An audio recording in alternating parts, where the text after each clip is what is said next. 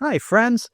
Remember, the 5th of November, gunpowder, treason, and plot. Sure, it's probably the 6th or even 7th of November by the time this goes live because of my slow internet causing me problems whenever I do a long video episode, but I need to make the most out of these spooky decorations before I take them down and start preparing for the inevitable far too early defrosting of Mariah Carey. Truly terrifying.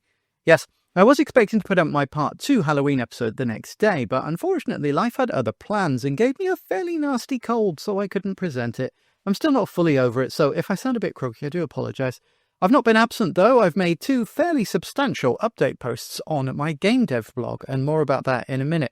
Also, there was that aforementioned pesky internet connection working against me and totally freaking out that I dared to try and upload a 2-hour-long Kirby episode, but I didn't feel it made sense to split that one into 2. I don't want people thinking that I'm milking my views for an easy React content, but some people specifically requested it. Seems to be doing okay with watch time, so thank you to those who watched. So yeah, if it's not Halloween anymore, but for one last video, no problem, the backdrop is still valid. After all, I'm British, and therefore I celebrate the 5th of November. Fireworks Day, Bonfire Night, Guy Fawkes Day, you know, the whole V for Vendetta thing, where we all wear anonymous masks and celebrate blowing up the Houses of Parliament. It's a good job I'm living in France at the moment, because nowadays that joke might get me arrested in Britain. And speaking of things that might get me arrested in Britain, in the Halloween episode, we talked about predators roaming the pizza restaurants of Woking. No, not the dirty Yorkie dog formerly known as Prince, but instead the world-first announcement of my forthcoming indie game, An American Pizza in Woking, where you single-handedly run a pizza restaurant during the day and turn into a werewolf at night, eating the customers and reducing the surplus population. Wait, I probably shouldn't make Dickens references until the spooky decorations are down. In fact, I announced 2 indie games with a semi-spooky theme, the first of which, American Pizza, as its friends call it for short, is near enough completion that if you follow this channel, you'll get the world-exclusive news right here as I show it off in more painstaking detail than Masahiro Sakurai's wildest 2-hour-long Nintendo Direct dreams. Seriously though, I've been really touched with the response so far. Some very kind comments and many likes on those comments and likes on my responses to said comments. Thank you so much. It really has been very nice. It means a lot to me that my little indie passion projects are interesting to people. They really are a huge labor of love for me. American Pizza is my solo dev project and the one that I've been slaving away on for years now, and it's only just getting close to the point where I feel comfortable getting ready to show off. I spoke about this a bit in my Team Cherry Silksong developers interview episode, but it really is quite nerve-wracking for any artist to show off something personal to people. The more you care about the project and the more love and effort you've put into it, the more anxiety-inducing it is to finally reveal it and worry that others might not like it, appreciate your vision, or feel the same way that you did. And while I've been in the entertainment industry for nearly 30 years now and put on countless projects, An American Pizza in Woking is the first completely solo dev game for me, one where I've done everything, the design, the programming, even the engine that it runs on, not to mention all the art, both the pixel art and tile sets, and the hand-drawn cover art to the animated FMV sequences. Plus, it's not even a game that's that easy to pitch, as I think that I may have created a new genre, or at least mixed elements of many other games in a pretty unique way, which makes it hard to describe, other than saying, quite honestly, it's one of the biggest problems that I've had during development. I just end up wasting time playing the game rather than working on it, because every time I boot it up to try out a new feature or test a new bit of code, I end up having fun and losing track of time playing the actual game. Actual genuine development issue there. That's got to be a good sign, right? Anyway, I'll stop tooting my own horn and get to the main subject of the episode in a minute, but I just wanted to briefly thank you all for your interest and thank you for your support so far. And anyone interested in hearing more about the game, I've posted 2 exclusive detailed preview posts on my Patreon, which are not paywalled. I do not believe in that. There is a completely free members tier. It's more like a place for me to blog, put dev diaries, ask for feedback from the community. I've had some great questions so far, which I've already managed to squeeze more information from me than I was planning on dropping quite yet. So if you are in the slightest bit curious, I do highly recommend checking it out. So far, I've shown exclusive looks at the cover art, some console variations and other key art, as well as the first 3 screenshots revealed, and a ton of information, both in the posts themselves and in answers to the comments and questions. I would love to see you there. Of course, community members will also be the first to get the news, ways to get involved, get discount codes, become a beta tester, get your name in the credits, maybe even get in the game yourself as an NPC, and of course, we'll also have the first opportunities to pre-order any limited edition releases before I make them public, and at a reduced price too. And don't forget that free tier members also get access to our free competitions to win official Nintendo prizes, with the pool so far this month including those Mario and Luigi minifigurines, a cheap bag charm, a spiny paper glass, the question block highlighter pen, my favourite, the question block pen and pencil holder, a sealed pack of Pokemon cards, a French Pokemon magazine with Christmas Pokemon poster, and the exclusive official guide and vinyl sticker from the Pokemon Mega Evolution Paris event that I was lucky enough to attend. Ooh la la. Right now, it's a very small community, so there is a very high chance of you winning. And again, it's completely free. And just like this podcast itself is completely unofficial and non-sponsored. I pay for this myself. I'm not even monetized. It's just something that I'm doing for fun and to try and help grow our numbers. You can find everything, plus all the ways to watch, listen, follow, and support the show in the description, pinned comment, and linktree/dailyswitch2. That's linktr.ee/dailyswitch2. Thanks, guys. And back on with the episode. So, in part 1, we were talking about some of the biggest issues with modern gaming, from the perspective of a gamer, a collector, and a game developer. We predominantly talked about the problems with the ever-increasing prices of consoles and games, the industry trends of pushing prices even higher with deluxe editions, season passes, microtransactions, loot boxes, and the like. We even mentioned how on console, at least, digital copies of games can often cost the exact same price as physical versions, and why this is extremely anti-consumer and greedy on behalf of the publishers. We talked in depth about the modern tendency to misuse DLC and use it as an excuse to cut content that should have been included in the game and sell it separately, something that also happens with things like deluxe editions, day one editions, exclusive pre-order content bonuses and the like. Ugh. Again, I've nothing against DLC that comes later as a way for developers to expand upon their game. They literally used to be called expansion packs after all, but using it during the release window as a way to charge an even higher price by stealth or punish people for buying the standard price version of a game is becoming uncomfortably common for most big publishers, even when they're charging $50, $60, or even $70 for the base version with none of the content that you would want or expect. The same applies for microtransactions, often things that previous generations of gamers would have expected to unlock through gameplay are now just hidden behind paywalls like extra characters, skins, weapons, and the like. Not only does it end up costing gamers more money, it's actually less fun if you unlock content by playing the game. You feel a sense of achievement. If you unlock content by paying a fee, you feel taken advantage of, while robbed of having that fun challenge and reward that used to be an integral part of games. Let's bring that back. One instance I became so impressed by the second Kirby Air Riders Direct was Sakurai's clear dedication to providing an enormous wealth of unlockable bonuses and customization options, all earned through in-game currency that you earn through play, not pay. And then, towards the end, he drops the bomb that the game that you will buy will be feature complete day one with no DLC. Considering the other big Nintendo first and second party titles, that's refreshing and rebellious. Sad sign of the times that it should be the case, perhaps, but kudos to Sakurai for following the same ethos that I try to, and designing his games to be exactly what he would want as a gamer himself, not as ways to further monetize the already super expensive game. Now, just to head off any particular objection, yes, obviously there are the Air Riders amiibo. Personally, I think they're cool, but insanely overpriced. But to me, these are more like optional merch. They don't actually unlock anything significant in the game, and no gameplay feature or content are locked behind them.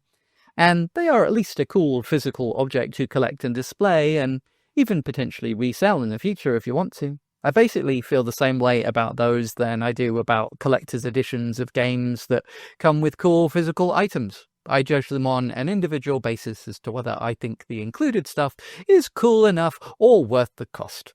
But as long as they don't remove significant content or features from the game itself and therefore acting like a paywall, I'm fine with them existing and letting gamers themselves decide if they want them or not. While we mostly talked about digital pricing and upsell tactics for games, in the second part I think it's important to talk about physical games too. I've already stated that in the realms of digital games, Nintendo are not the worst offender. I've called out plenty of companies charging upwards of $200 for games and still expecting people to pay microtransactions, loot boxes, or season passes. We already talked about that at length and just how morally repugnant and exploitative I personally think some of these companies are being. Nintendo isn't to that level yet, of course, but certain of their tactics are starting to slip in the same direction, and in my opinion, it's not Nintendo hate to point out when they might need to course correct, or when they use tactics that would have previously thought that they were above deploying for a quick buck at the expense of their long-term fan base and potentially irreparably damaging their current brand loyalty when compared with companies more expected to be comfortable with being seen as the industry bad guys. But when it comes to physical copies, Nintendo are actually setting some of the worst examples in the industry right now, unfortunately, which is crazy after the Switch 1 has been such a haven for physical collectors. Obviously, there's the game keycards, 64 gig minimums, limiting dev kits, and other ways that they are harming third parties on the new console rollout so far. But before we talk about that, let's first acknowledge the rising costs of Nintendo's own first-party titles. We already talked about Nintendo's new pricing model and raising what was the standard price for their first-party titles from $60 to $70, where $70 had only previously been a one-off price for Tears of the Kingdom on Switch 1, and which they justified so much as to almost sound apologetic. Now on Switch 2, it's just the norm, and many games cost $80, some using the excuse of DLC being included, but some just outright deciding that's what they're worth, and I still believe that they honestly wanted to charge $90 for Donkey Kong Bonanza, but found a really awful, non-consumer-friendly way around it, putting a bad taste in my mouth about what is otherwise probably my favourite game of the last 2 decades or more, which is a real shame. And offering day one $30 DLC for Legend ZA is just crazy, especially when up front all you get is a skin and some Pokeballs. But I've covered that in detail in part 1. I mention it here to head off yet another potential objection that I often hear people say. Games are better value than ever. In the past, they were smaller and simpler and more expensive, especially when you consider inflation. Right, let's get into that. First, let's look at console pricing. The Switch 2 is currently around $450 with no game, depending on where you buy. That's significantly higher than people are used to paying for a Nintendo home console on launch, basically $500. Ignoring inflation for a minute, and I will get to it, the expected dollar amount for a Nintendo console was pretty steady for literally decades. The NES launched at $180, the Super Nintendo, N64, GameCube all at $200, just $20 increase. The Wii launched at $250, and both the Wii U and Switch 1 at $300. Of course, the handheld systems were even more affordable, famously so. That's one of the main reasons they always beat out the more technologically advanced competition. The only exception, of course, being the 3DS, which launched at $250, which the public clearly and decisively showed was acceptable for a home console, but not for a Nintendo handheld, and led to one of the quickest price reductions and groveling apologies that this industry has ever seen. Of course, now the market is hybridized. The first example of a cross between a portable and home Nintendo console was arguably the Virtual Boy, which launched at $180, less than the Super Nintendo, despite being 32-bit and trying out a new 3D technology. But even at that price, it had trouble selling, as it was perceived as mostly a portable device and therefore far too expensive when compared to the Game Boy. Obviously, that wasn't its only problem, but I'll be doing a full separate episode on the Virtual Boy because of that recent announcement during the September Direct. The Wii U could argue, fairly, that it was justified in its $50 price hike because it required a large-for-the-time colour screen on the gamepad, making it somewhat of a hybrid between a home console and a portable system. But again, the system didn't sell well, and it wasn't long before a price drop became necessary. In fact, in all these cases, even when stating that every Nintendo home console in its history has launched between $180 and $300, they always used to have multiple significant price drops in the time after launch. The NES, SNES, N64, GameCube, and Wii were all sold officially for $100 for a large part of their lifespan. and many had official price drops to $50 or less within their run. Not stock clearances, these were official price points while new games were still being released. Basically, Nintendo hoping to onboard customers who couldn't afford or were previously unable to pay for a system. Sometimes even selling at a loss, but knowing that they would make up the difference on game sales and having new customers to now sell their old games to. The ones that existing customers had already bought could now be monetized all over again. This pattern somewhat changed with the Switch 1. Sure, it still launched at $300, but it never really saw significant price drops. However, there was the Switch Lite, a somewhat cut-down version available for cheaper. They also kept releasing new hardware revisions, but unlike with their previous hardware revisions, these served as reasons to increase the price. And even after launch of the Switch 2, the prices of the Switch 1 kept getting higher. This allegedly because of world circumstances that, to be fair, are significantly increasing the price of everything, not just video games, but I strongly suspect that the Switch 1 hardware is being artificially inflated more than necessary in order to dissuade customers from buying it and see the Switch 2 as better value by comparison. There are plenty of ways using market conditions, hardware component prices, comparisons to other home consoles or high-powered handhelds to explain away how the Switch 2 might justify the launch cost. But there's literally 40 years of precedent of people expecting Nintendo home consoles to cost $200 to $300, and many look at the Switch as being a handheld, and those have traditionally been closer to the $100 mark, which is about the asking price of a second-hand Switch 1, by the way. I think that given historically the generational price increases have only jumped up at $50 a time, if they even increased at all, most mainstream audiences were hoping Switch 2 would have launched at $350. But being that that was the launch price of the OLED, some feared it would be closer to $400. $500 with a digital game is far out of the comfort zone for most consumers. But sure, let's look outside of the Nintendo bubble. Were consoles in general more expensive and Nintendo were just the cheap outlier? No, not really. Nintendo first main rivals were Sega, and their Master System, Genesis, and Dreamcast all launched at under $200. Sure, the Sega CD add-on was $300 for those that wanted it, but that's a luxury upgrade rather than a standalone console, and it was punished in the market.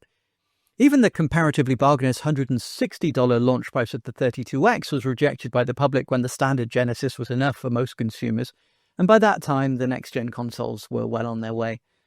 The only Sega console to launch above $200 was my beloved Saturn at $400 with a game. Still $100 cheaper than the Switch 2, but considered too pricey when compared to the PlayStation at $300 or the eventual N64, bringing the price back down to $200 for that generation.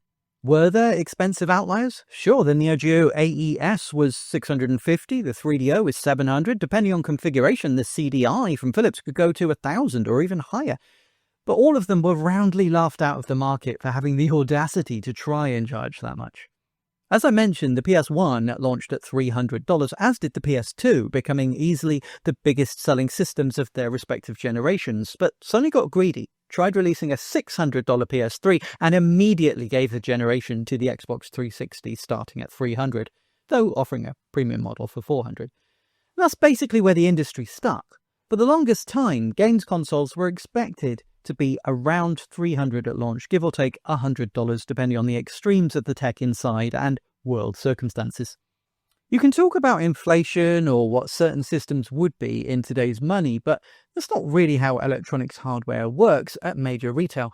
The dollar amount price of what a console costs nowadays is roughly what it's always been. Heck, even in the 70s, the VCS, ColecoVision, even as far back as the Fairchild Channel F in 77, all were around $180 to $280 for the higher end systems like Intellivision or 5200. Again, $200 to $300 is what the public think of as a normal price for a console. But it's the same with all electronics, really. The internal specs change, but the rough price for the low, mid, and top-end TV stays the same.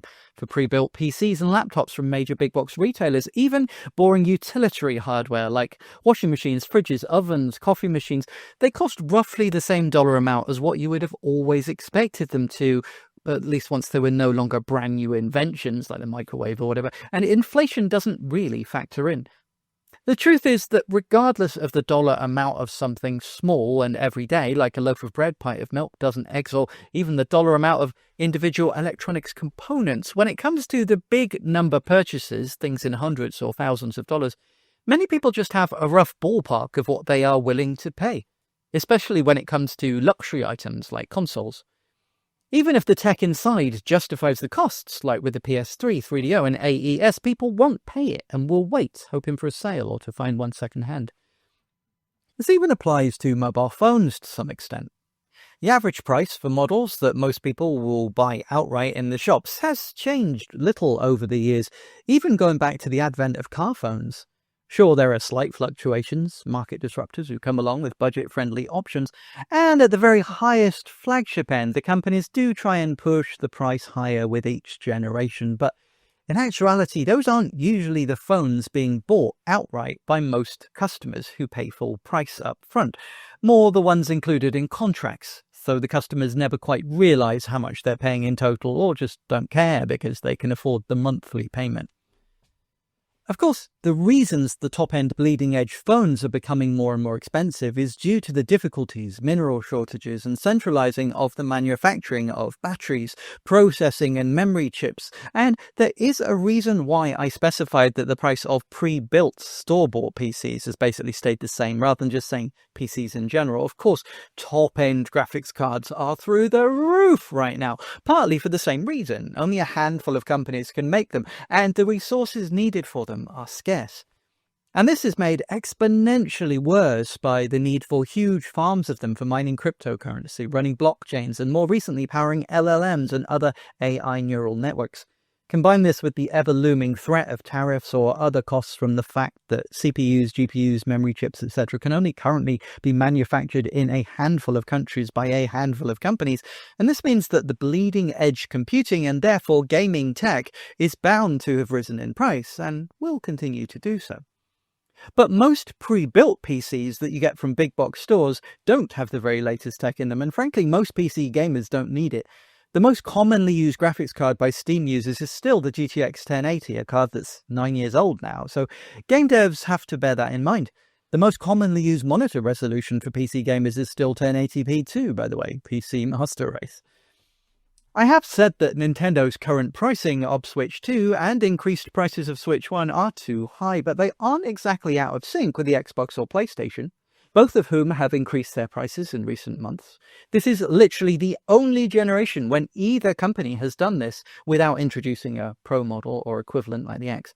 We are obviously living in unprecedented times. To some extent, this can't be helped. And don't forget, despite this being the Daily Switch 2 podcast, this series of videos is called Modern Gaming is Scary, not Modern Nintendo Gaming is Scary. Now we have these problems across the board. But this does affect Nintendo and the Switch 2 far worse in the eyes of the public, whether that's fair or not. As we've discussed in previous episodes, after going all out with custom-designed market-leading chipsets in both the N64 and GameCube, and while pricing their hardware at less than the competition at the same time, still coming in a distant second or even third in the console race, depending on region, Nintendo basically gave up trying to compete on a pure horsepower basis and started leaning more into unique ways to play, making gaming more widely accessible and, yes, affordable too. Each subsequent generation has seen smart use of old hardware, creating fun experiences you could only get on Nintendo, leaving Sony and Microsoft to duke it out over whose version of Call of Duty or FIFA had a slightly higher resolution or better frame rate. Sony and Microsoft both lent into that perception of high-end tech, releasing multiple system versions, refreshes, Pro models, X models, always pushing specs, numbers, and tech buzzwords while marketing them. People were willing to pay more for an Xbox or a PlayStation than they would for a Switch, because of the perception that it was technically superior. However, they've still been very careful not to push as high as those previous $600 and $700 systems that were roundly rejected by the public. Despite pretending to be bleeding edge, they're always a couple of generations behind when compared to top PC tech because of the need to stay within a certain price point. PS5 and Xbox Series X both launched at $500, but even they weren't sure if the public would bite and offered Series S at $300, a digital-only PS5 at $400, or a digital Series X for $450. Seems they were unsure if $500 was too high, despite their marketing of being the top-end gaming experience in a time when a top-end gaming PC was now like $4,000 due to crazy tech inflation in the crypto rush and COVID supply problem times. Secretly, they probably hoped that people would go for the cheaper options anyway. As we discussed, they do make far more money on digital games than physical, and Microsoft especially is trying to move away from hardware and into subscription and streaming models, as soon as public will allow them to anyway.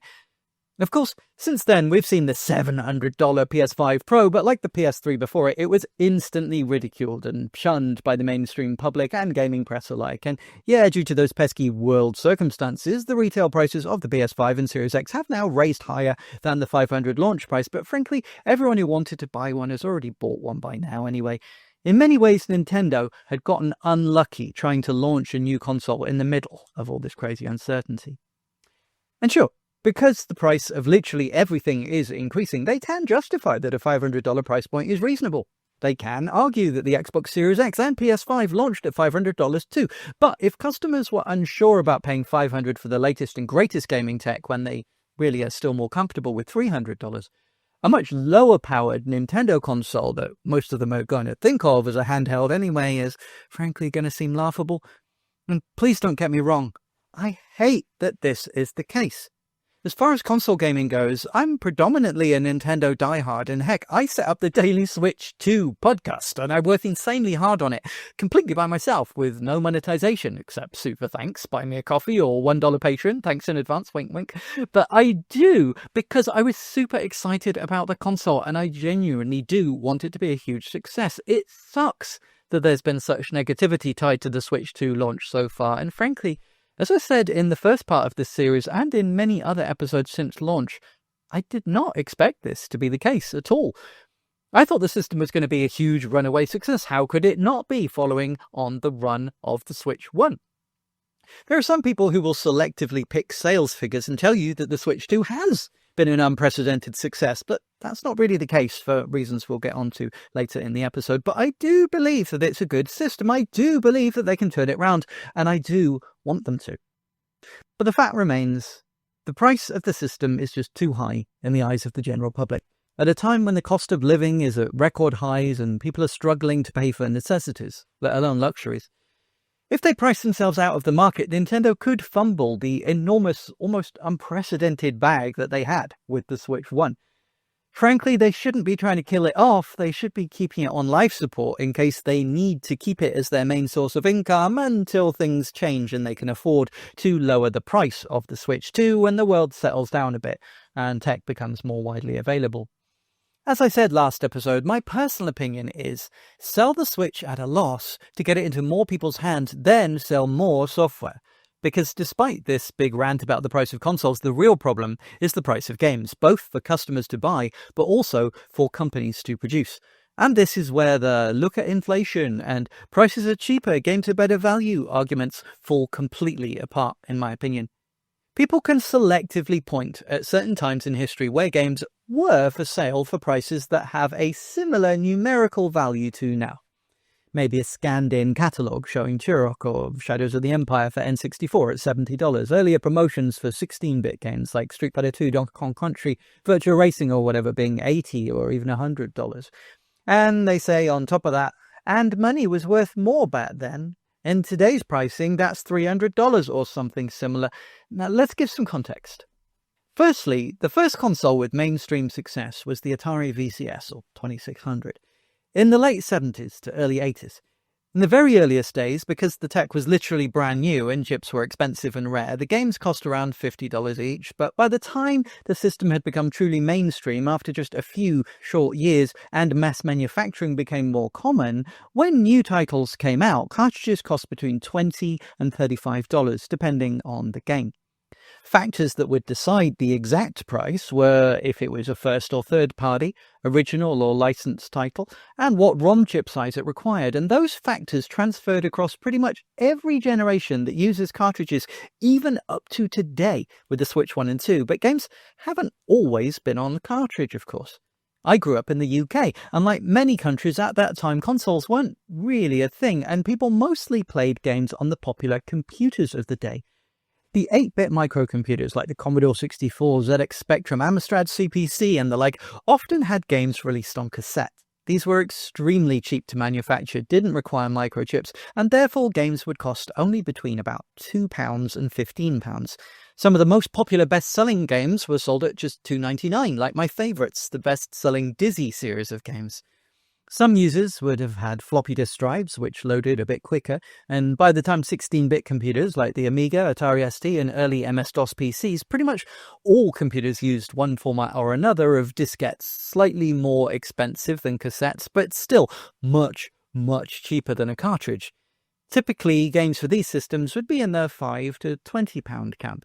Because of various world circumstances of the time, including import costs, taxes, exchange rates, for foreign gaming hardware, you basically could take the dollar number and replace the dollar sign with a pound sign, meaning that, in effect, we were paying nearly double the real-world cost for an Atari game than an American would. And by comparison, those homegrown British budget labels selling $2.99 games would be the equivalent as if the game cost just $1.50 in the States. Cartridge systems were an expensive luxury to begin with, and many parents didn't want their kids having a console when the price of a new game might jump from $3 to $30. But there were clear advantages, not least the instantaneous load times, and for developers and publishers at least, cartridge-based games were far more difficult to pirate than just buying a load of blank cassettes or floppy disks.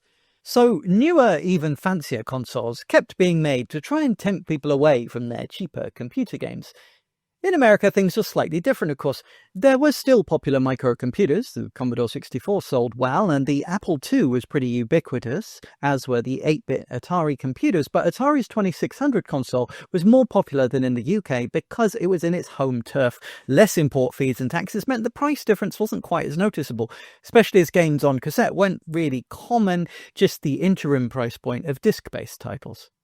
Of course, the USA had its famous video game crash of 1983 and didn't recover until Nintendo's NES took over, soon becoming popular enough that at one point 1 in 4 households had one.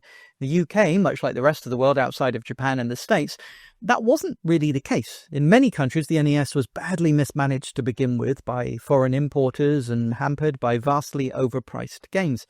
The already too expensive $20 to $30 for an Atari game became $40 to $50 for a Nintendo game. Sure, the NES was far more technically capable than the 2600, but its new competition was the Sega Master System, whose games were $30 and often technically more impressive, especially compared to the black box launch titles. Even Nintendo's strongest European market, France, had fierce competition from both the Master System and, interestingly, the PC Engine, the same technically superior system giving the Famicom a run for its money in Japan. It's a fascinating story that would eventually lead to the founding of Ubisoft, but that's for a different episode. Even in the States, where the NES had a monopoly, the cartridge games from competing systems were typically cheaper, partially due to Nintendo's licensing policies, but also because most NES titles required significant hardware upgrade chips inside each cartridge to run modern games on comparatively old and underpowered hardware. Often if you open an NES cart, you'll find mapper chips, extra RAM, maybe new graphics or sound modules. Open up a Master System cartridge and you see a board and ROM chips. Nothing else was needed. Therefore, the games were cheaper. This is the reason Game Boy games tended to be cheaper than NES ones too. Again, around the 25 to 30 mark when new. Same for Game Gear, Atari Lynx, even the TurboGrafx 16, which despite the name was actually a rebranded PC Engine and therefore technically 8-bit. Even at the time, this being the early 90s, there were cheaper cartridge-based alternatives. You might have noticed the Supervision consoles behind me, a budget alternative to the Game Boy at the time. When games would cost around $30 on Game Boy, you could buy one on Supervision for like $7.99 or a double pack for £15. It was only really during the 16-bit generation that game prices really started to get high. Or should that be scarily high? Back on the spooky theme. Ooh. There was somewhat of a Nintendo tax. It was always that way. The Super Nintendo console accessories and games were slightly higher in price than the Sega Genesis equivalents, usually, partly because of how Nintendo covered import-export, but more importantly, licensing. Cartridges had to be ordered through Nintendo, in minimum orders, and they took their cut from each sale. On Genesis, it wasn't unusual for companies to produce their own cartridges. While the Super Nintendo was far more powerful than the NES, it was still more common for the Super Nintendo cartridges to contain extra upgrade hardware inside the cartridge itself, rather than just the plain ROM chips and board of most Genesis games or TurboGrafx 2 cards. But in general, the price discrepancy between the main console companies was far less noticeable than before. The difference was usually only around about $5 for multi-plat games of the same name, but confusing things far more was the wild discrepancy between the game prices in general. The base price range went up around $10 per game, from $25 to $30 per game on most of the 8-bit systems to around $40 on the 16-bit systems. And unlike nowadays, in this time we were explained the exact reason for the rise. In fact, it became a part of the marketing strategy. As we've already said, the reason cartridges were more expensive than games on disc or cassette was the price of the memory chips inside them. How many megabits of data a game contained was now often touted on the game boxes. Previously, most Master System games, for example, had been on the same size chips, but the new powerful 16-bit hardware capable of more colors, bigger sprites, needed as much memory as possible to have as wide a variety of graphics as possible to make games bigger and more impressive. And while the cost of memory chips slowly came down, making bigger-sized games more affordable as the console lifespan continued, there were always limit-pushing games which cost more because they literally had more memory inside of them, and therefore cost more to produce. It wasn't that games companies just decided that games were now worth $10 more than previously because the tech was more impressive. No, in fact, looking towards the 32-bit AGA Amigas and the new 486 PCs capable of running Doom, for God's sake, those games were often given away free, shared by the internet with donations or licenses possible when posting checks through the mail or phoning a number. And when actually sold in shops, it was on floppy disk or eventually CD-ROM, both of which were extremely cheap to produce when compared to cartridges. Anyone playing even the top-end games for those systems at the time will tell you that there was no way that they were paying the same prices as the older 16-bit console games. It was just made very clear to gamers, we are not profiting from these inflated costs. You are literally just paying a premium to buy the extra chips that are inside the cartridges. Some of the more expensive games that people point to in scans of catalogues of older ones that were pushing the limits of size at the time. Street Fighter 2 Turbo on SNES was 20 megabit. Super Mario World, by comparison, was a fifth of that at 4 megabit. It had literally 5 times as much ROM inside the cart. Of course, it was more expensive. The Genesis version of the same game, Special Championship Edition, was 24 megabit, adding a whole other Super Mario World into the cost. 6 Mario Worlds! By the time we got to Super Street Fighter 2, requiring 4 extra characters, among other additions, the SNES version was 32 meg, and the Genesis version was a whopping 40 meg, literally 10 times the amount of costly chips needed when compared to Super Mario World or other smaller games with simpler graphics or less variety.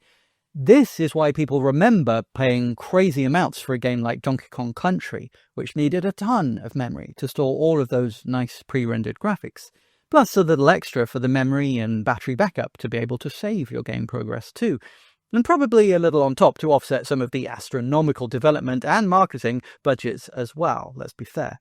But its price was a one-off, and the marketing justified it to be like trying to point out you could get this amazing game without having to buy a 32-bit system. At the time, though, it was not a standard game price. You could have walked away from a game store with 3 or 4 other games for your Super Nintendo, brand new, for the price of just one Donkey Kong Country. Extremely expensive games were the exception, not the rule, and we knew the reason why. It was what was inside the cartridges. This was exacerbated as the console generation went by, with the systems trying to outdo each other with spectacle, and starting to include costly chips inside the cartridges to pull off effects the base hardware couldn't do, a bit like the old mapper chips in the NES carts, but on steroids. Famously, many Nintendo games had the Super FX or FX2 chip to pull off 3D polygons and other effects, and many point to Virtua Racing on the Genesis as the most expensive game of the generation, the SPP chip boosting the cost to a $100 maximum. Others had non-standard cartridge gimmicks that somewhat were expensive to manufacture.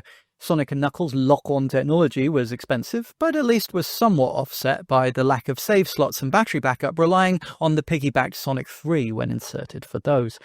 J-Carts included controller ports on the cartridge itself to open games up to more players without having to buy multi-tap. Anything non-standard was flaunted as a feature, but also justification as to why it might cost what it did. But again, this was always transparent and somewhat apologetic.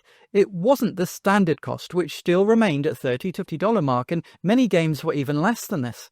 Codemasters, the same company that pioneered actual full-priced high-quality titles at $2.99 on cassette, were always experimenting with ways to make cartridge games cheaper. The Aladdin deck hunts are vastly reducing the cost of NES carts. Even their full-fat, full-size AAA console games were $15 to $20 at launch. I personally bought Micro Machines, Cosmic Spacehead, and Fantastic Dizzy for just £15 each at Toys R Us on their launch week. And even the limit-pushing Bleeding Edge didn't want to charge more than $40 when they didn't need to swallow the extra manufacturing of bloated costs. Doom was literally given away as shareware, and if you wanted to buy the full-price version, you could originally pay the asking price of just $30 mail order. And by the time box copies were widely available on shelves, it was more like $10. And while I previously criticised the $300 cost of the Sega Mega CD unit, Sega games on CD-ROM were at least $5 cheaper than their cartridge cousins usually. I remember several games that I bought for $15 cheaper, but which contained extra content that couldn't fit onto the more expensive cartridge versions. More game, less cost. These problems or costs associated with cartridges were made all the more clear in the next console generation, where both Sega and Sony went full CD-ROM, but Nintendo stuck with cartridges. The standard base price of a PlayStation or Saturn game continued to be $30 to $40, whereas the N64 started at $50. Sure, there were some PlayStation games that cost $50 at launch. Final Fantasy VII would be a good example, but this had enormous production costs and came on multiple CDs. There were far more examples of PlayStation 1 games being sold at $20 or even less at launch. Admittedly, usually the shovelware titles, but also top-tier titles when getting budget re-releases, yes, including the multi-disc uber-expensive Final Fantasy VII, which was sold in its time for $20 new in Sony's Platinum range. The simple fact is that CDs were cheap to produce, and they knew the gamers still thought of games being over $40 as being expensive and under $30 as being a bargain. The sweet spot still hovered around the same price from the 1970s throughout the 2000s and beyond. So why those famous examples of $70 or even $80 N64 titles? Well, first there's the cartridge tax, sure. Then take a look and notice that the most egregious titles are third-party games. During that generation, Nintendo were extremely unfriendly to third parties, both taking a high cut of the sales, but also insisting on fixed large minimum print runs, which they had to buy from Nintendo themselves. It was common for publishers to expect to only sell half the cartridges that they were forced to order, or even worse, that they wouldn't order enough and would be left with customers wanting to buy more, but there not being enough of them to justify a second print run, so money was just left on the table. By comparison, consoles and computers that used CD-ROMs generally allowed publishers to manufacture their own discs, and these typically had tiny minimum orders and cost pennies each. Releasing a game on N64 was a huge upfront cost and a big risk, meaning often the best bet was to pay for a huge license and market the crap out of it, both inflating the cost, but making it more likely that someone might be willing to pay. And this is how we ended up with Turok and Star Wars Shadows of the Empire, and both costing some $20 more than the already higher than industry standard price of something like Mario 64.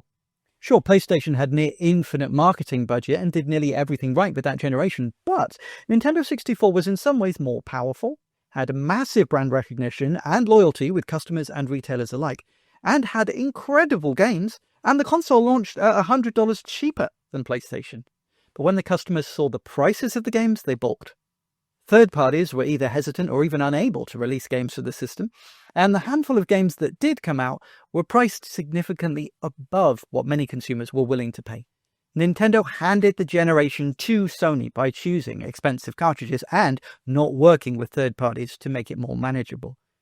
And this is exactly the same problem that we're having with the Switch 2. Cartridges are driving the price up and causing a Nintendo tax, yes, but also, just like with the N64, this is adversely hurting third-party developers because of decisions that Nintendo are directly making.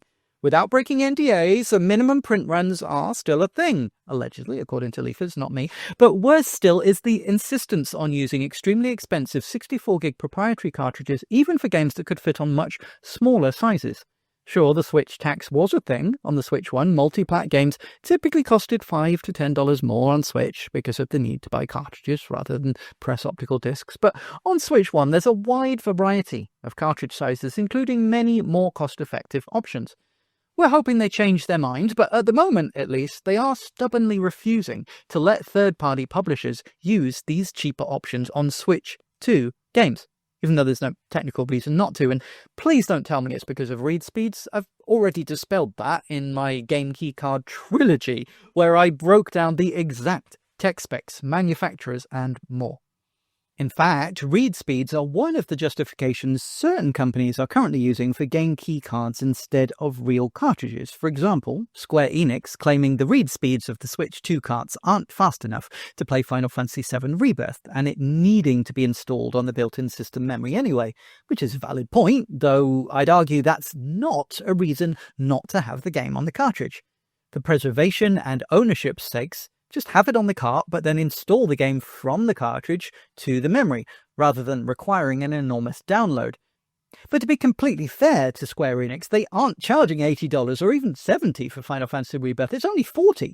Again, bringing the price back down to levels where they know that gamers are the most comfortable when there isn't an actual physical reason to charge more.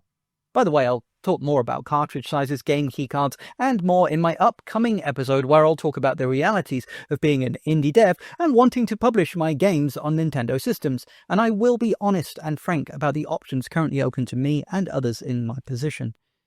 But while many games still have this Nintendo tax of multiplats costing slightly more on Nintendo consoles because of the physical production costs, the digital versions of the games still have this extra cost built in because of Nintendo's eShop preferences, for no other reason than we feel it's worth the price. Sure, the price of producing AAA games has skyrocketed since the 1632 and 64-bit games. Final Fantasy VII was the first game to cost literally more than a Hollywood blockbuster, with a reported cost of $45 million at the time, and AAA games nowadays often cost more than $200 million. Now, there's a huge amount of bloat, financial corruption, and even money laundering involved, just as there is with many blockbuster movies. It's something that I've got a wealth of personal experience and knowledge of, and something that I've talked about at length in previous episodes, and I'm sure I'll talk about it in the future too. The ethics of modern game production and the disparity in how artists are compensated and paid when compared to board execs is an enormous problem. And to their credit, it's actually one of the areas where Nintendo are the least problematic. Well done, Nintendo. But for now, I mention these rising production costs because it's fair to expect that the cost of games to have significantly risen over the years as games become larger, more ambitious, and require far more people to make them. Yeah, it's true, and we have seen the top-end expected launch prices of AAA games to rise, but slowly, from 40 to 50 to 60. For a long time, that was roughly where the barometer stayed, and companies were aware that in the heads of most customers, just like they still expected consoles to be a certain price, they still expected games to be the same price as well. While the game might launch at 60, it won't be long before it's on sale for 40 or even 30, even less on Steam or rented or given away with services like Game Pass or PlayStation Plus. But because it never had those options, Nintendo charging $60 for its first-party Switch 1 games always felt contentious. Firstly, because Nintendo are no longer about technical limit-pushing blockbuster experiences. The top-end price feels less justified to some. And with the Switch 1, they suddenly became completely adverse to ever reducing the price of their own games down the line. Heck, they often increased the price, especially when re-releasing older games. This was particularly jarring in the days of the Switch 1, where games that had been previously had budget releases on the Wii U, like Donkey Kong Tropical Freeze or Pikmin 3, were suddenly tripled in price from $20 to $60, a full $10 more than they had cost at launch the first time round.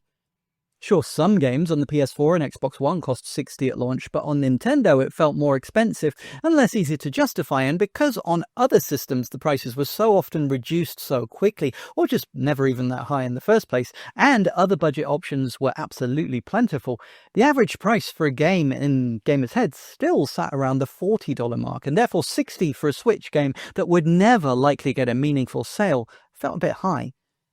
When Nintendo decided to suddenly charge $70 for Tears of the Kingdom, all hell broke loose. It's difficult to remember right now, but at the time there was a large amount of the fanbase who were outraged and refused to buy the game out of principle. And unlike many online-only virtual boycotts, it actually did impact the sales figures. The only other Switch 1 game to ever dare to try and charge that much is Galaxy 1 and 2, released just last month. Let's be fair. For all intents and purposes, it's two $40 games, and in Nintendo's head, it's really a Switch 2 release. They just put it out on Switch 1 at the same time to sell more copies while the new system is still establishing itself. Yeah, it's a crazy price, for sure, but I can at least see Nintendo's twisted logic, as much as I might disagree with the value proposition. Now, with the next generation of consoles, yes, the attempt was made to raise the standard launch price of a PS5 or Series X game to $70. But just as with the increasing of the launch price of those consoles themselves, Sony and Microsoft were unsure if the public would actually go for it. And they've consistently tried to provide cheaper options at the same time and made it clear that those prices will come down very sharpish for those that can't or won't afford them. And even then, you only need to look at the sales figures to realize that neither the PS5 or the Xbox Series consoles have been a fraction as successful from a hardware or software sales perspective as in the previous generations. Nintendo increasing the price to a minimum of $70 for pretty much all of their first-party titles feels completely insane, for exactly the same reasons that increasing the Switch 2 console price to essentially $500 does. The public barometer just doesn't even expect the highest of high-end tech products and AAA blockbusters to cost this much, let alone what they perceive to be underpowered hardware, mostly playing re-releases or rehashes of 10-year-old games. And especially when portable systems and games are traditionally usually cheaper too. While there have been excellent games, again, I always say this, but I truly believe Donkey Kong Bonanza is one of the greatest games ever made. The Switch 2 as a whole hasn't proved itself to the general public of being worth the extra cost over the Switch 1. Heck, many people don't even feel it was worth more than the $200 for a Switch Lite and never bought a $60 game in the first place when there were many more affordable titles, especially from third parties and indies, an option Nintendo is currently doing its best to limit on the new console. But even if someone can justify the cost of a pricey system, to then charge $80 for Mario Kart, $80 for re-releases of games you can get on your Switch 1 for $40 second-hand, $20 for Bonanza DLC, $30 for Pokemon DLC, raising the prices of the full experience in the launch window to $90 and $100 respectively.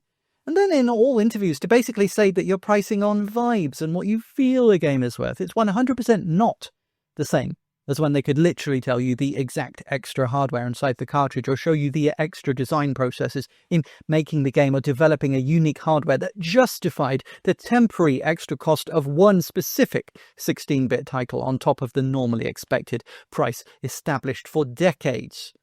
Maybe just rising $5 per generation. Charging a certain price because you feel like you deserve it is not going to fly at any time, especially when $80 is literally double what others are charging for their $100 million plus AAA experiences on the same console. See Final Fantasy Rebirth.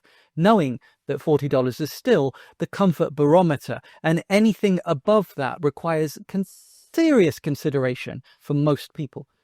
Unlike AAA publishers and developers always teetering on bankruptcy or getting swallowed up by mega conglomerates and foreign interest investment funds, Nintendo is currently in the strongest financial position of their lifetime.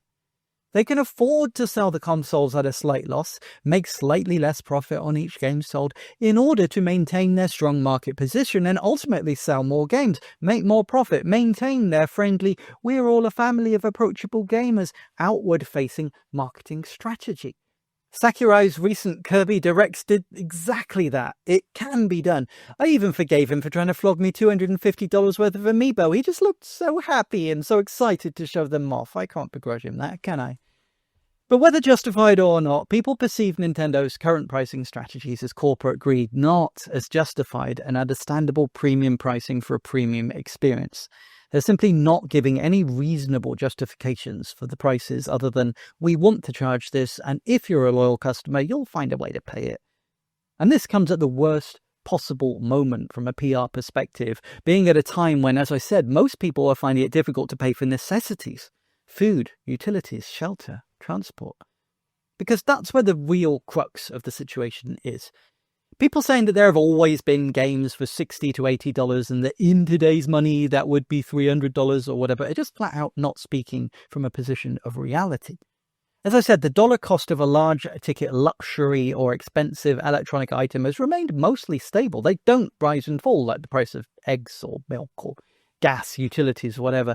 But actually taking the cost of living into account, the value of our dollar is smaller than it's ever been. Sure, Atari or NES games were expensive at the time. As I said, many parents refused to buy them, especially when far cheaper alternative games were available on cassette, floppy disk, free shareware, rife piracy, which continued all the way through to the PS1 and Dreamcast, and in the PC gaming space has never really gone away.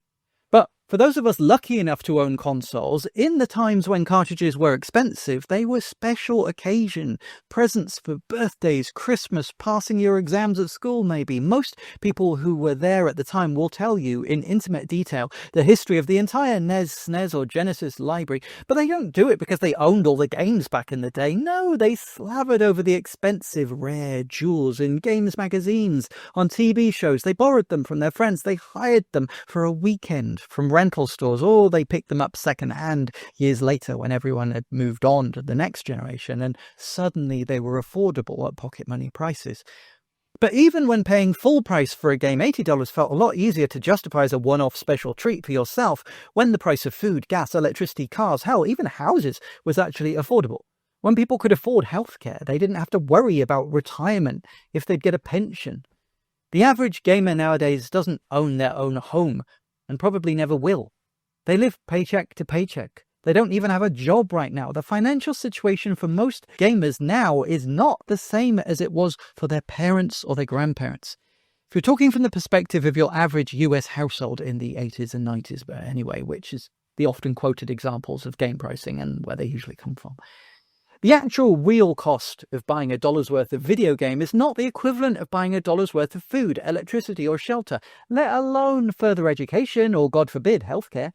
Games are proportionately more expensive than they have ever been, without a shadow of a doubt. And anyone seriously trying to argue that they aren't is coming from an extreme position of privilege. I don't say that with judgment or envy or scorn, but it's important to realize that just because I personally feel like I've had $90 worth of value from Donkey Kong Bonanza and that it alone justified my $450 console purchase, that doesn't mean that I should assume that it's going to be worth it to someone struggling to pay rent or to buy food. And in modern society, entertainment should be a right, not something just for the rich only. Our capitalist society structure has always been shaped to push us into using entertainment to placate us in between working. Video games, TV, movies, music, books, comics, going to see a show, visit a theme park, whatever. These are meant to be the little affordable pleasures and rewards for the average person, not gold-lined, gilded experiences of unimaginable luxury and decadent excess reserved for the 0.1%. I'm not trying to channel Bernie Sanders here. I'm just saying Nintendo became such a staple of American life because every American had one. The Switch 2 is currently more on the level of a Neo Geo AES, a 3DO. Gamers know they exist, secretly want one, but they can't afford it. So they make up excuses as to why they don't actually want one, why they suck actually, why everyone who buys one is an idiot actually. Sure, Nintendo have made some poor decisions of late, but I believe this is the real reason for the outpouring of negativity towards them. If the console and games were at the same price level as the Switch 1, and they'd have just replaced the old hardware with newer hardware like people expected them to, the vast majority of this could have been avoided. Both as a Nintendo fan and as a games developer that wants to put his games on Nintendo systems, I just have to hope that Nintendo can ride the wave and slowly course correct as they have in the past. There are those that say that the Switch 1 has been a huge, record-breaking, unprecedented success. Yes, you can cherry-pick some numbers from the early sales figures that might indicate that, sure. But Here is a reality check. Last week, Nintendo released their own sales figures, right from the horse's mouth. In the first quarter, Switch 2 has sold 10.36 million units worldwide. It's fairly impressive, sure, but we are already hearing major retailers reporting that sales are slowing down. And as I covered in the last episode, in France, where I live at the moment, both the system and games have already had a permanent price drop imposed by most retailers, significantly below the recommended prices that Nintendo give. And from speaking to my retail contacts, I'm told it's because they simply weren't selling. Anecdotally, I have both IRL friends and several friendly neighborhood regulars in the comments section down below, letting me know that this is happening in multiple other European countries. Now don't forget, the Dreamcast absolutely smashed all previous sales and pre-order records at launch, being the quickest selling console ever released at the time, and then was discontinued around 18 months later because it couldn't keep up momentum.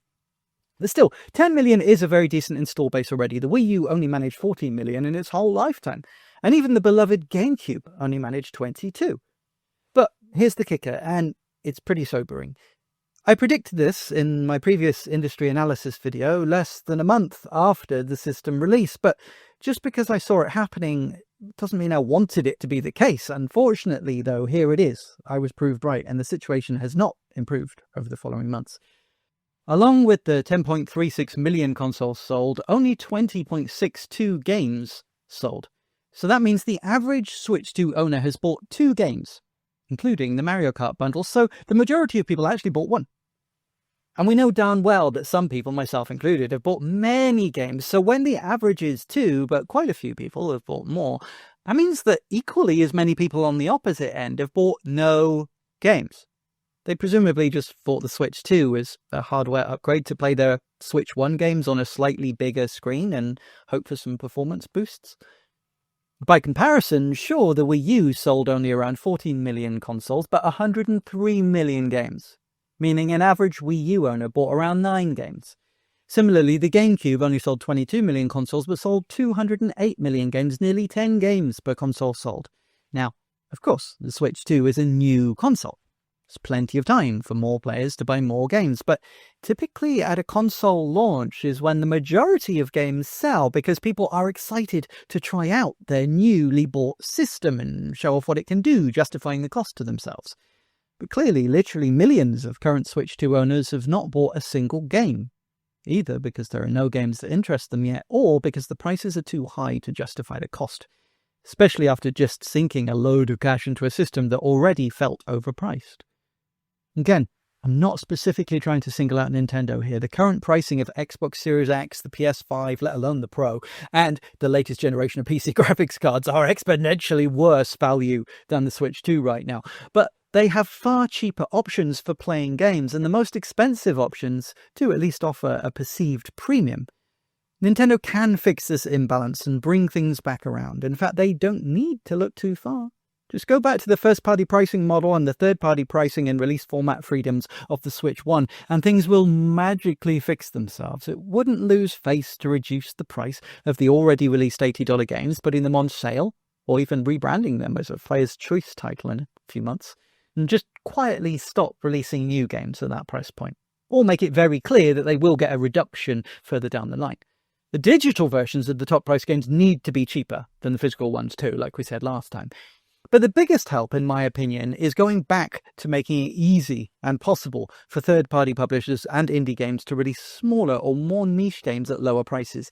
No one wants to pay $70 for a visual novel or a pixel art shmup or platform adventure that they can finish in an hour or two.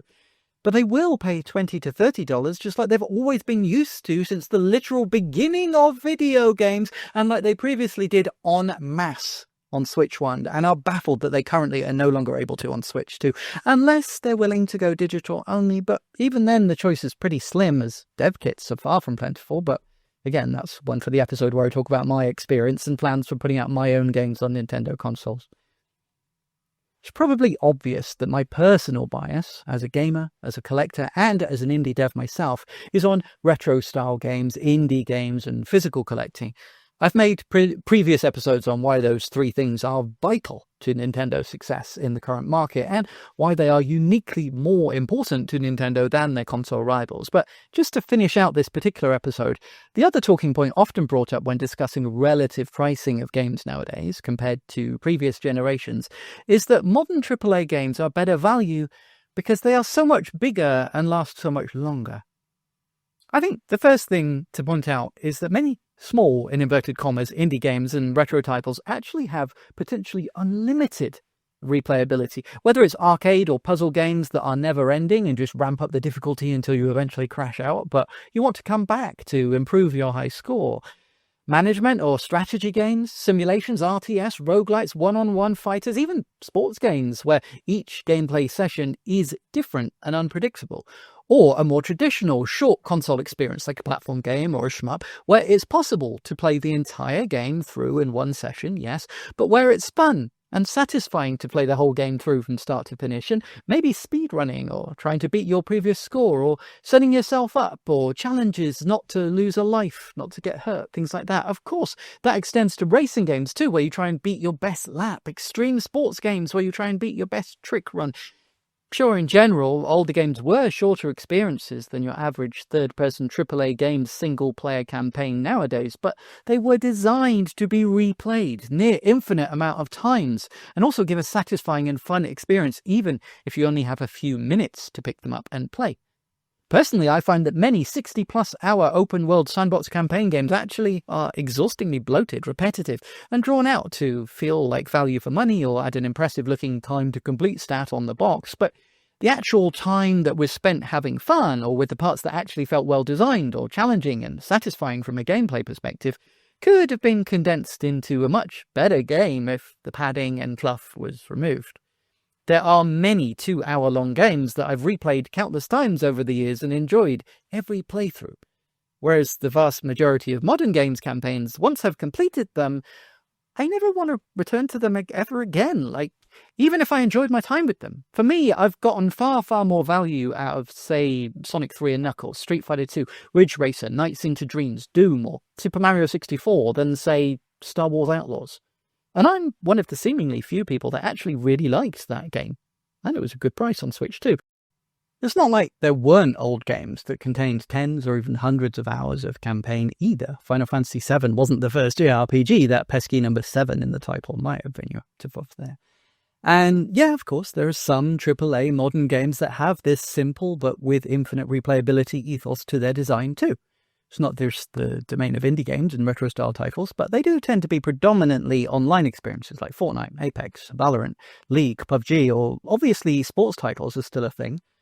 But when they're from AAA publishers, these tend to be the most heavily prone to what we talked about last episode: upsells, microtransactions, loot boxes, and the like.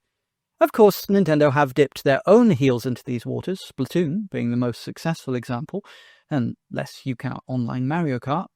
But thankfully, so far, they've stayed away from the hyper-aggressive and predatory monetizing. Let's hope it stays that way. But let's not pretend that online multiplayer first and third-person games are a modern thing. Wolfenstein, Quake, and Unreal say hi. Hell, do you remember when Unreal was actually a successful series of games and not just an engine to run other titles? Good times. Tournament 2003 was my jam. Yes, I know, I'm old. I've been talking about games from the 1970s. Did you only just notice? As I mentioned at the start of this episode, in part 1, I made an announcement of 2 of my forthcoming indie games. Obviously, you can guess from everything that I've been saying that they will be in a retro style, designed to have huge value, near infinite replayability, a tribute to the 90s, and importantly, extremely high value for money with super affordable digital versions, a budget-priced physical release, a special edition for those that want them, but not hiding any content behind upcharges. In the next part of this series, I'll be talking about the realities of being a game dev in the modern era, and especially when targeting Nintendo platforms. But I can take down these Halloween backdrops that, for one, because while there are a lot of pitfalls and things to consider, I actually think that it will be a positive and uplifting video. I can point out problems in the gaming landscape, not because I want to complain or reminisce about a better time, but because I want to be clear in my mind of how to move forward and how to make the best games that I can and market and sell them in the most ethical way that I feel I can. In fact, the very next episode of the Daily Switch 2 podcast will be episode number 50. Woo! Congratulations! So I want to do something special to commemorate that. There will be a lot of positivity looking towards the future, some cool announcements and some other stuff too. If you aren't subscribed already, this is your sign. Welcome. Or welcome back, as my Hazel Witch co-developer Blue used to say during her legendary COVID Twitch streams.